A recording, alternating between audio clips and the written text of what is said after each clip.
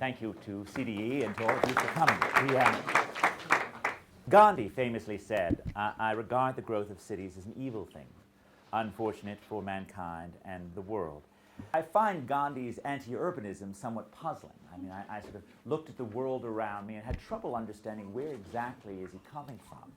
But what I've done here is I've taken the 3,000 odd counties in the United States and I've split them up into tenths. And I've split them up on density because at their heart, cities are the absence of physical space between people and firms. Cities are density, proximity, closeness. The densest tenth of America's counties have incomes that are, on average, 50% higher than the least dense half of America's counties. The connection between productivity, earnings, and density is an incredibly well-studied fact at this point in time. On average, right, as density doubles in the US, earnings go up by about 6%, holding everything else about the person constant. The three largest metropolitan areas in the United States produce 18% of America's GDP, while including only 13% of America's population. And while there are many potential explanations for this, perhaps the selection of more capable people into cities, perhaps the fact that cities have assets, like coal mines or ports or gold mines in the case of Johannesburg, that both attract people and make them more productive, I think the lion's share of the academic research on cities suggests that this is not merely some sort of spurious effect of selection, not merely the effect of omitted variables which cause both productivity and density to simultaneously rise, but a legitimate treatment effect where productivity is actually reflecting in part agglomeration itself. But whatever is happening in the developed world in cities is dwarfed by the incredible transformation that is the urbanization of the developing world. Right? So in 2007, we as a species crossed this remarkable halfway point where more than 50% of us live in cities. And as you can see, there are no countries that were reasonably highly urbanized as of 1960 that did not have positive growth. And some of them, of course, had spectacular growth. All of the cases of massive decline, of places that were poor and didn't get out, were places that were in the rural past. And that's why I really believe, no matter what Gandhi said, there is no future in rural poverty. That in fact, embracing urbanization and committing yourself to solving its problems, not being scared of it, is the only path for the 21st century. And I say that with no lack of clarity that urbanization brings enormous challenges with it. But the right response is not to run away from those challenges, but to meet them head on. Now, what I'm showing you here is the gap between urban and rural happiness levels, according to opinion surveys, this is the World Values Survey, across countries, and I put along the horizontal axis per capita GDP. So what this shows you is for each one of these dots, it shows you if it's positive, it says that people who live in cities say they're happier. If it's negative, it says that people who live in the countryside live happier. So for example, it's certainly not true that universally urbanites say that they're happier. You can see right down here, New Zealand, for example, has very happy rural dwellers. And in fact, you know what? Rural New Zealand is like a Wordsworth poem, in fact. It's not at all an incorrect view. And among rich countries more generally, there's no clear pattern of urbanization making you happier. In fact, New Yorkers are particularly prone to answer that they are unhappy. As a lifelong New Yorker, I sort of am not surprised by that because, in fact, it is a cultural tick of the city that no self-respecting New Yorker is going to tell an interviewer that they're happy. But go instead to the poorer countries. India, which actually, despite Gandhi's statement, leads the planet in terms of the gap between urban and rural happiness. So far from having their souls killed, the urban Indians appear to be particularly happy. Mali, Ghana, Moldova, Rwanda. South Africa, notably, is up there in the very top, right, in terms of a place in which urban happiness is much happier than rural happiness in this area. Now, cities exist to connect us, to enable us to learn from one another, to enable us to trade with one another, to enable us to find opportunities to be better than we were. This is why face-to-face contact still matters, and this is why cities aren't going to die just because we can email each other, just because we can surf the web. Now, that's one part, is these economic interactions, is the magic side. The second part is the downsides of density, right? These demons that come when human beings occupy a narrow amount of space. I often say there's a reason why people who live in big cities like government more than people who live in the lonely countryside do. They need it more, right? They need it more because if two people are close enough to exchange an idea face-to-face, they're also close enough to exchange a contagious disease. And if someone's close enough to sell you something, they're close enough to rob you, right? And for thousands of years, human beings have been battling with the downsides of density. And this needs a robust public sector to actually accomplish these aims. A robust public sector that actually focuses on what government needs to do rather than on things that are orthogonal or distracting for government. Now, the third part of the city is the physical side, is the infrastructure, is the buildings. Now, in many cases, I think a mistake is made by confusing the physical city with the real city. New York's real city is not the skyline. Johannesburg's real city is not the skyline. It's not the tall buildings. It's the humanity that's in the city.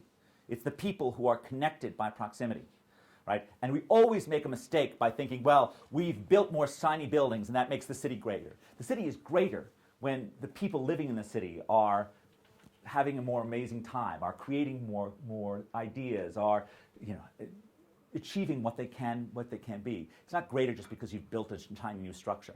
Now, the shiny new structures are helpful. They can be, right, when they are well targeted towards the humanity that's living in the city. So people need those structures, but the structures are never in and of themselves the end, nor is the infrastructure.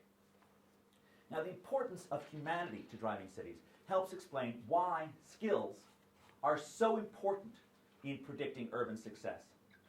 Across countries, within countries, any way you look at it. It helps to have skilled neighbors. That relationship has been found in many different countries, and in many developing countries, the effect is far stronger. So, in fact, in India, the effect may well be double or triple that in terms of the impact of having skilled neighbors. And this is partially because having skilled neighbors means that you learn from them, right? As Alfred Marshall wrote 120 years ago, in dense clusters, the mysteries of the trade become no mystery, but are, as it were, in the air. But it's also, of course, about the fact that having skilled neighbors are people who might give you a job. Right? They might be potential employers. Now, of course, the skills that matter at the metropolitan area are only partially those that are taught in school. But the skills that really matter, I think, are the ones that are actually learned on the job, in the workplace. And I can think of no skill that is more valuable in the long run to a city than the talent and inclination to become an entrepreneur. Now, the most entrepreneurial place I've ever been in my life is the Dharavi slum of Mumbai. And you walk through Dharavi and you cannot help but be uplifted by the incredible energy that's there in the city. You go into one shop and there are a couple of guys sitting there sewing undergarments, and you think you're in the Lower East Side of Manhattan in 1905, right? And then you go across the street and there are women who are on the floor and they're recycling plastics. And they're sitting on the floor, and you didn't know there was money in this thing, but somehow the city told them there was a market for this, that it was made. And you go a little further down, and there's a ceramics cluster, and they're making these little pots, and they're so proud of them, they won't even take any money from you for them.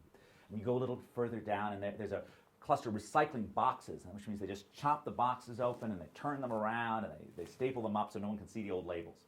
Who knew there was money in this thing? But and then you feel just full of promise for India. And then you walk out and you see a child defecating in an unpaved road. And the electricity doesn't work and the water isn't clean. And it reminds you that, despite all the incredible Indian talent, that India's government is failing that talent, right? Because in fact, those cities deserve better, right? And they deserve better public management. And the point is, of course, that in fact, there are these downsides of density. There is contagious disease, there's crime, there's congestion, there are high housing costs, all of which require robust public responses. Now, different problems require different responses, different approach. Some require, like water, essentially an engineering solution. It doesn't make sense to obsess too much about water charges for poor people in Africa or anywhere else. The point is to make sure that clean water gets out and gets in and sewage gets out, right? And water is most important because no crime wave kills as many people as a cholera epidemic. And this is an area in which being smart about the technology makes sense rather than obsessing about anything about behavior. But there are other problems in which technology isn't the solution, in which listening to engineers gets it wrong. The engineering approach to traffic is just to build more roads. But you know what happens when you build more roads? You get more drivers. Mm-hmm. This is something the economists Gilles Duranton and Matthew Turner have called the fundamental law of highway traffic, which is that vehicle miles traveled increase roughly 1 for 1 with highway miles built. If you build it, they will drive it. Right? Which is why you actually need to charge people for the social costs of their actions. You need to charge people for the congestion that you need to create. And you don't actually just need to, impose an e-toll, you actually need to enforce it as well. not that there's anything specific to the South African experience that I'm referring to. And it's not just an issue of charging people for the congestion, it's also the more that you detach infrastructure from between who's benefiting from it and who's paying for it, the more likely you are to get crazy white elephant projects that are not at all well targeted towards the needs of the people. There's no area in which it is easier to waste billions than transportation infrastructure. And the more that you actually tie transportation infrastructure so that the benefits are actually paid for by the users, particularly when the users are not particularly poor. I mean, part of the point about water is that when we're worrying about clean water for the residents of Dharavi or the residents of Kinshasa, right, the users are poor people who are not at all, concerned about making sure that they pay. When I'm worried about improving John F. Kennedy Airport in New York City, right, it is insane to have ordinary American taxpayers pay for the cluster of people who use JFK who are on average 10 times richer than the average American is. And this is often true about high-end infrastructure, that when we don't charge the users, we end up charging people who are actually poorer than the users to subsidize people who are richer than the users. Now, there's an old line in the world of transport that 40 years of transportation economics at Harvard University can be boiled down to 4 words: bus good, train bad. Now, the reason for this, of course, is both about cost and about flexibility. Now, I loved taking the Gautrain to Pretoria yesterday. It was a wonderful experience, right? Trains can be absolutely lovely things to travel in. But they're often very hard things to get the cost-benefit analysis to work on. And the old point about this was there's very little that you can do with a train in an urban context that you can't do with a bus on a dedicated lane. And that's the point of bus rapid transit. But I think as we think about buses, it's important to remember that this doesn't just mean bus rapid transit. I mean, when you're thinking about things specifically from a South African perspective, the taxis, the minibuses, are a cheap technology that's good for moderate densities. And the question is how to use public funds to upgrade that experience, to make the waits shorter, to make them safer, in a way that doesn't say, look, we have an imported Western technology that's fantastic for Oslo, right, where they have unbelievable amounts of money. Let's take a really fast Norwegian-style train and just plop it in the place of Johannesburg. Instead of doing that, it makes far more sense to think about a technology that currently works and how to upgrade it naturally and to continue improving it. The same thing should be thought about in terms of housing policy as well, where you can think about sort of 2 solutions, one of which is the Alex solution, right, of having plots of land and having people supplying shacks on those plots. That's a local indigenous solution that seems reasonably suited for the current levels of income. The goal is how to improve that over time, as opposed to an imported Western solution, which for that matter didn't work very well in the West, of building large amounts of concrete public housing for vast amounts of people at a time. I don't know why anyone thinks that's a good solution given the dismal track record of social housing of that nature in the United States. But that is a vastly more expensive product that has often just torn apart local communities to do that.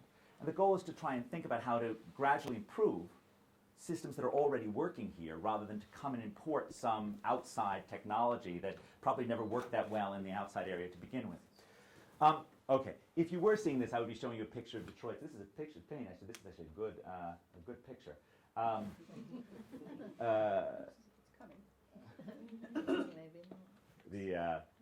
I would be showing you a picture of Detroit's People Mover monorail, which I think is a classic example of a white elephant transportation project that comes about when the users don't actually pay for the project. The People Mover monorail was created in part as a place-making policy, right? The normal rules of cost-benefit analysis were thrown out because people said, once we have this monorail, Detroit will come back. You can run a bus at whatever speed you want in Detroit. It's a city that was built for 1.75 million people and now has less than half of that. Right? It made no sense to build a monorail system in Detroit. It made no sense to have urban renewal policies that tore up old neighborhoods and put up new structures in Detroit. Right? But we did them, and we did them in part because we made the classic error of confusing the real city, the people of Detroit, for the physical structures. Now, the next graph you would be seeing is the rise and decline of crime rates in New York City. And in fact, that has been both the terror of my youth and the miracle of my adulthood, is watching New York become incredibly unsafe during the first years of my life, and then watching it become incredibly safe during the next set of years of my life. That was a remarkable undertaking. It's a remarkable warning of how cities can easily go awry. Oh, that's good. But it's also sort of, the reduction of crime in New York is also a very mixed story, because it's a story that happened through a very brutal policing regime that ended up locking up thousands and thousands of young Americans. Now, I think there are better ways. Boston's approach to crime prevention was much more social, much more involved with connecting with the community and using community assets to fix things. But I think there are two big lessons on crime prevention, one of which is it's really first order important, and second of all, there is no one right answer, and we don't actually know how to get this right? What we know is that local solutions need to be developed in connection with the local community, but it cannot be treated lightly. Now, New York, of course, had this remarkable renaissance. It had a renaissance in the economy as well as in crime. But just as this was happening, the city was getting its mojo back, it was becoming more productive, it also was becoming more and more difficult to build. What you're seeing here is the decline in housing prices, the decline in permits and the rise in housing prices. So New York's demand is going up and its supply is crumpling. As a result, New York moved from being a place in which middle-class people could afford to live in the 70s to a place in which hedge fund managers only need apply. This is always a danger. The overregulation of housing supply is not currently in any way South Africa's biggest problem. But you are also children of the British town planning establishment. You also have rules in place which may in the long run prove very, very detrimental to the growth of South Africa. So watch out for over-restrictedness, for over-regulation of city building. Because remember, it's anytime you say no to a new apartment in an area, you're saying no to a family who wants to live in the city and who could potentially benefit from that city, and you're ensuring that other families who live in that city have to pay more for their housing. There are, of course, two twin dangers in city building on the physical side of the city, one of which is NIMBYism, one of which is over-restricting building, and Mumbai, another child of British town planning, right, for 40 years now, has labored under 1.25 floor area ratio requirements. The average building can only be 1.25 stories high, right? That means that this city is flat, except in a few new buildings here, right? And those skyscrapers are typically surrounded by big empty fields to try and accommodate some of this floor area ratio requirements. And they are easing up slightly. But these things were partially begetted by a Gandhian attitude which said, we don't want Mumbai to grow, and so we're going to make sure the buildings don't get too tall. Well, Mumbai grew, but it grew dysfunctionally. It grew out instead of going up. Instead of having compact spaces that could accommodate by walking, they have places in which people die by the hundreds annually on the subway system trying to get on the train system trying to get in. The contrast, of course, is this is Astana monumentalism, building for building's sake, also an equal flaw in terms of this, right? You've got to somehow find a way in which you're both not overwhelmingly restricting, but allowing the cities to grow. Now, one of the reasons why it's important to allow cities to grow up, to build up, is that, in fact, cities are good for the environment. And we often depict cities as somehow or other being the enemy of nature. And it is true that subsistence farming is pretty friendly to nature. But there's no real future in subsistence farming. That's not what humankind is going to look like, hopefully, in 50 years. And when countries get rich, they use more carbon, they use more energy. But there are ways in which they can use less of it and ways that they can use more of it. And building up is a way that you use less of it relative to building out, which is a way that you use more of it. I like to illustrate this point with a story about a young Harvard College graduate who, on a beautiful spring day in 1844, went for a walk in the woods outside of Concord, Massachusetts. And he did a little fishing, and the fishing was good because there hadn't been much rain lately. And he came to cook the fish into a soup, a chowder. And when he was cooking the fish, the wind flicked the flames to the nearby dry grass, and a fire started and it spread. And it turned into a raging inferno that by the time it was done, it had burned up more than 300 acres of prime woodland. In his own day, this young man was castigated as an enemy of the environment. The local newspaper called him a flibbertigibbet, which I think was pretty bad for 1844. And it's hard not to think that they were right, because I can't think of anyone in 1844 who did as much damage to the environment as this young man did, wiping out a whole local ecosystem through his carelessness with fire. But today, he is oddly revered as the secular saint of American environmentalism.